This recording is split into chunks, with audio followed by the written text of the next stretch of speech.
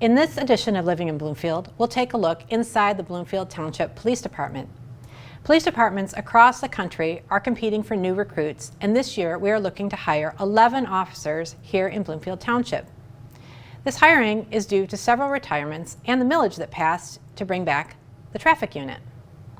We'll hear from a few officers about how they ended up in policing, what they like about working for Bloomfield Township, and see a couple of examples of how officers engage with our community outside their regular job. Welcome to Living in Bloomfield.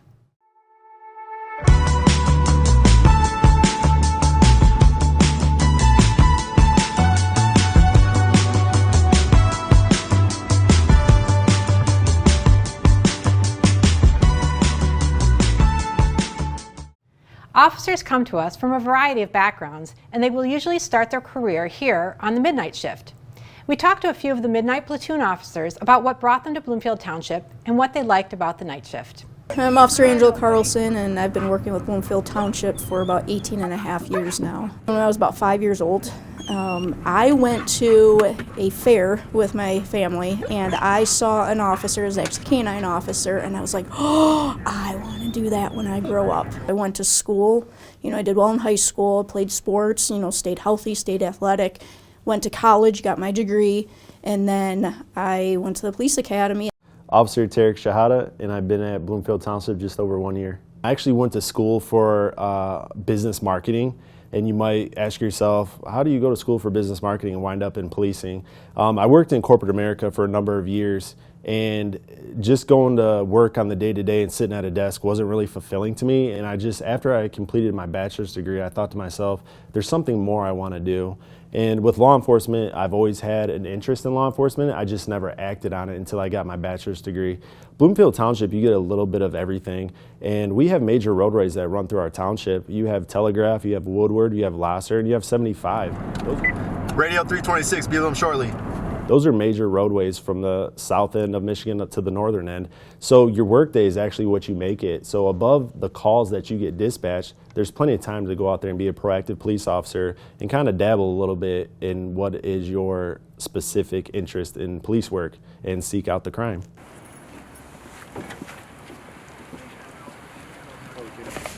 Pistol Enrique here.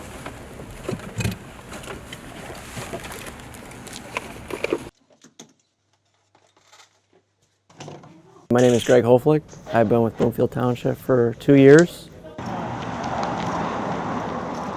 When I was going through the police academy, I had Bloomfield Township reach out to me about a potential job here, and I interviewed, and this was a place that I could just see that aligned with a lot of the values that I was looking for in becoming a police officer. I'm Heather Glovach. I've been here a little bit over a year. I didn't always want to be a police officer. I have some military in my family and some police in my family, but I really grew up liking body movement and all that kind of stuff, so I have a kinesiology degree. And I worked in the corporate world for a little bit in human resources as a corporate health and wellness instructor. I had a personal experience when I was a nanny, and the kid I nannied for got killed by a drunk boater, and that's part of the reason I became a police officer.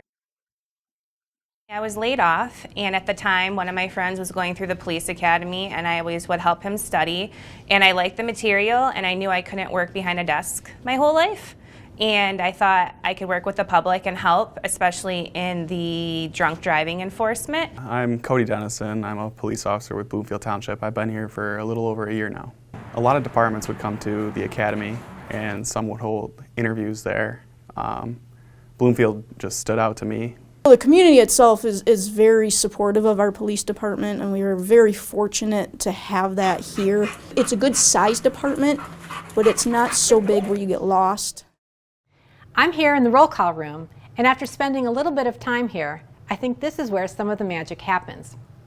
Officers meet here before their shift to talk about what's been going on in the township. As they ride solo in their cars, this is where they get to spend a little time getting to know each other better. The respect and support officers demonstrate throughout the organization is one of the things that makes this department special. But let's hear from the officers. Wouldn't want to be anywhere else. It's the people here, people I work with every night. It's a great place to be, and I couldn't have made a better choice. All the officers here treat you like your family.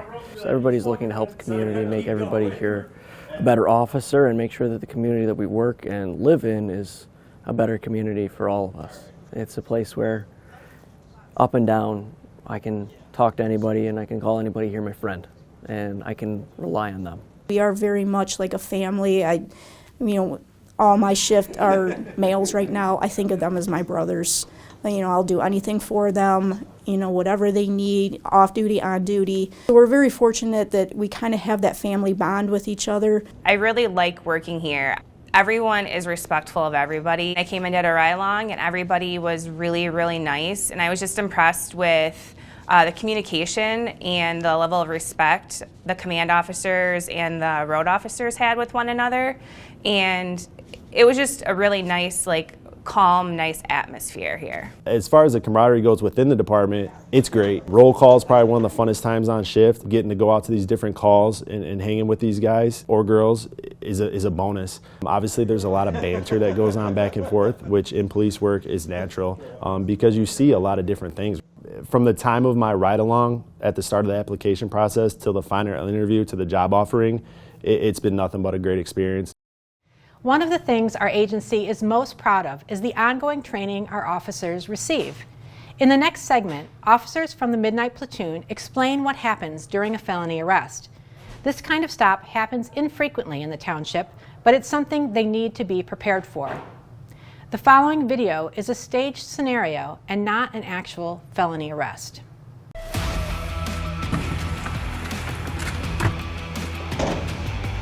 We train all the time here to make sure that everybody's on the same page with what could be going on. That way everybody understands the situation, everybody understands the gravity of what could be taking place, and everybody's prepared by training constantly. The type of calls we go to at nighttime is different than day shift. There's a little bit more different crime rate at nighttime, different types of calls. But night shift, it's definitely different in the sense of working in the dark. You're a little bit more incognito, so people might not realize you're driving right next to them. So you see a lot more at nighttime. How things look during the day, they look completely different at night when you don't have that light to help you. If we get a BOLO, which is be on the lookout for a certain vehicle, the primary officer is usually the officer that sees the vehicle first. Welford Armed Robbery. Suspect vehicle is going to be a gold Impala. That's being traveling southbound Telegraph. He will call out the location of that vehicle and kind of just tail him at the moment till more cars and officers can get in that area. Radio 322, I have a visual on that vehicle. You can start it back my way. Radio 326, be with them shortly. If you hear a robbery's happening and the person's left in a certain direction, everybody will start migrating toward that direction. Radio 326, you can show me with 322. Radio will be stopping the vehicle on Exeter Road. Please hold the air.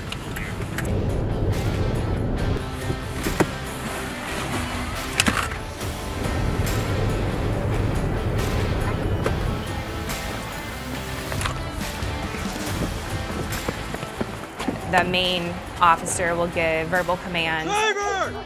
Roll down your window! Tell the person to turn the car Turn off. off the vehicle! Put the keys on your roof. Put the keys on the roof! Because you don't want the person driving off when you're walking up to the car. From the outside, open the door! And then you have the person keep their hands in view the whole time while they're exiting the vehicle. Walk backwards towards my boy! And then you have them back up so they can't see you. Especially at night, it's important because we have all these bright lights protecting us. Stop! Usually I'll have them go to their knees, lay out, and I will handcuff them.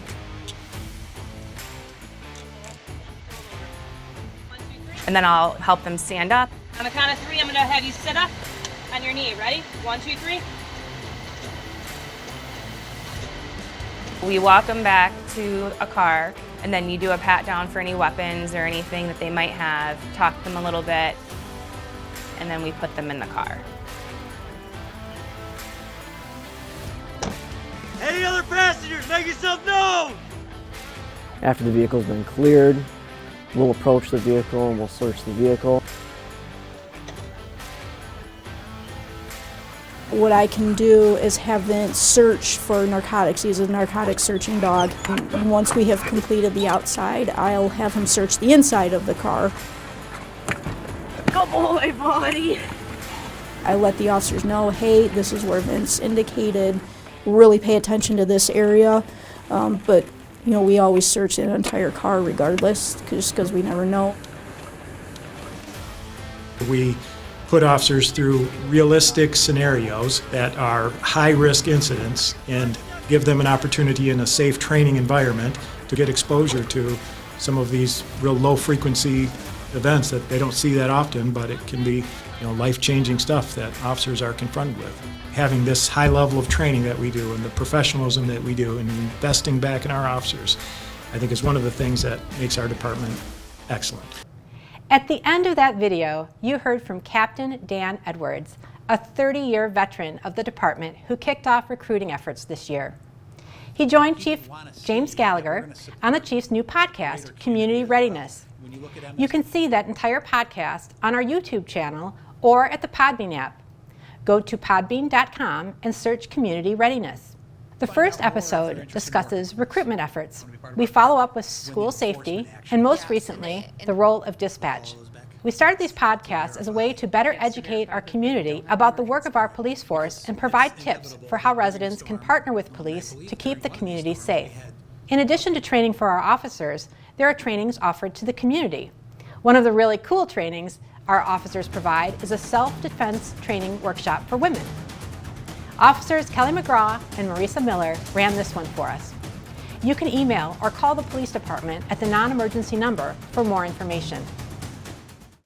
So we know that police officers are different from the rest of us and that their instinct is to run toward danger. Another thing I think that makes them different is their commitment to their community that often goes beyond their day-to-day job. The Polar Plunge for Special Olympics may be an extreme example of that commitment. Let's take a look. So we're out here at Walled Lake for the Polar Plunge for Special Olympics. Bloomfield Township is happy to represent our police department. Several agencies out here today. We've got Farmington Hills. Birmingham's got a huge support system out here. I've seen Walled Lake and a lot of our other surrounding communities and police departments, as well as fire departments. The Special Olympics is such a great cause. They have such a great partnership with law enforcement to raise funds to keep their games going, and it's something that we can not only help support them, but help interact with our community to help support them as a whole. Fundraising for Special Olympics means that more athletes can attend events and games and find joy in what they're doing and be included, just to have the inclusion so they feel a part of something and their families feel a part of something. So fundraising for me, and especially doing the fundraising for the Polar Plunge, is special. It is their biggest fundraising effort of the year. To be a part of that, it means that I'm doing something. It means that our department is supporting something much more than just our traditional roles. The Polar Plunge, obviously, it's something extreme. I guess it shows other people, especially our athletes, that people can be courageous and do such a crazy thing and still have fun. I love it. I love giving back to the athletes and showing them that we care and we want to participate and help them succeed in their goals. This is huge. Every year it seems to grow with the law enforcement torch run, especially with this Polar Plunge, where you see teams of maybe 2 or 3, and then you see departments of all the way up to like 30 or 40 people, and just getting together to see what they provide to their community and how they care. We're always looking for ways to give back, and the Special Olympics makes it very easy for police departments in Bloomfield Township to give that support, and it's so rewarding. You know, we get out there, we have our volunteers at the games, so it's not just these fundraisers, it's seeing where the money's going, and it's seeing how it affects the athletes and the people that use it. It's definitely cold. Feeling a little bit nervous. Was hoping it'd be a little bit warmer than feels like -3 out today, but I think it'll be fun and feeling good. It'll be good. I'm really hoping my heart doesn't stop this year. I'm hoping there's an AED ready, but I'm ready to go. I want to get it over with.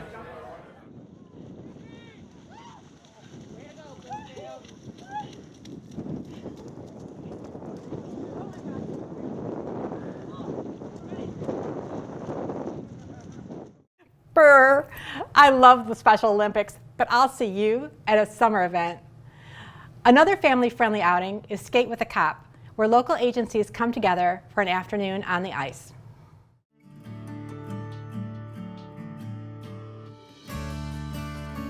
Today we're out here at Birmingham Ice Arena. We're joined by Auburn Hills Police Department and Birmingham Police Department for our second annual Skate with a Cop.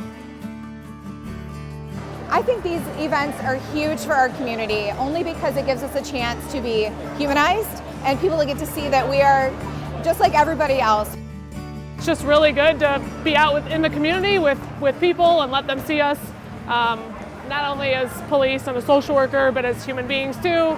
And it's fun. It's just a fun event to bring everybody together. Events like this are so critical for our mission and what we do. Since I was young, I always thought it was a great idea to have that first positive contact with law enforcement. So I always try to reach out to our younger citizens and let them know that I'm someone that is there to help you and that they shouldn't be scared of me. So I think events like this really push that mission forward to the community. Try and get the community out here, have fun, just kind of show that mostly the kids is what it's all for, that they shouldn't be afraid to see police officers out, and it makes us a little bit more approachable. And it's just another way for us to get some uniformed officers out in our community, our surrounding community, and interact with some of our younger ones, some of our residents, and let them get used to police officers in uniform. It's just really great having a kid coming up. The parent says, "Hey, Dad wants to, he wants to say hi to you," and it's a lot of fun to interact with the community like this.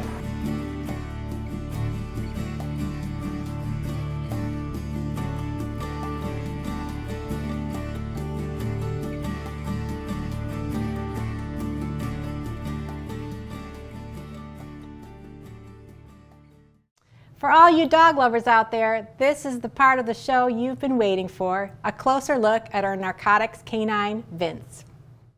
Well, I'm still soaked and muddy, but we had an altercation between roommates. One roommate got upset, hit the other roommate, and then pepper sprayed him and took off on foot. So we knew that he didn't have a car. We were able to determine that the other roommates had keys to the car, so my job, which I was actually on my way into work, so they called me on the radio and said, "Hey, we need you over here." I said, "Okay, no problem, that's where I'm heading." Hey. So once I got there, I took an officer and it's like, okay, let's find out where this guy went. And darn if he didn't immediately go down to a ravine toward the Rouge River. And so we had to go down this, it's extremely steep ravine. You could actually see where he had lost his footing and his butt or something hit the ground and he just slid the entire way down. And Plots. He went down here. No, here. Vince was on him, and it was anything I could to hold that poor dog back. You see it? His footprint's right there. Here! Easy. So what did I do? Hit my butt on the ground. All right, let's go, and just slid my way down the ravine.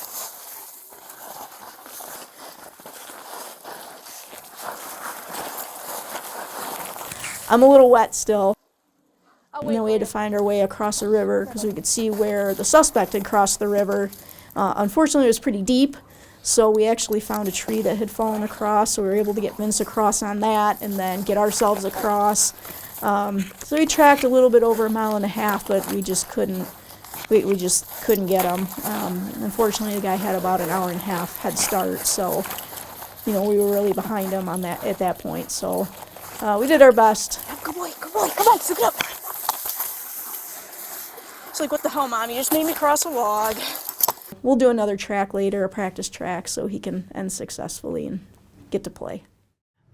Today you've been introduced to just a few of the outstanding men and women who work every day to serve and protect our community. We are so lucky to have them. See you next time. Welcome to the police agency. Welcome to Bloomfield Township. Thank you, sir. Raise your right hand and repeat after me.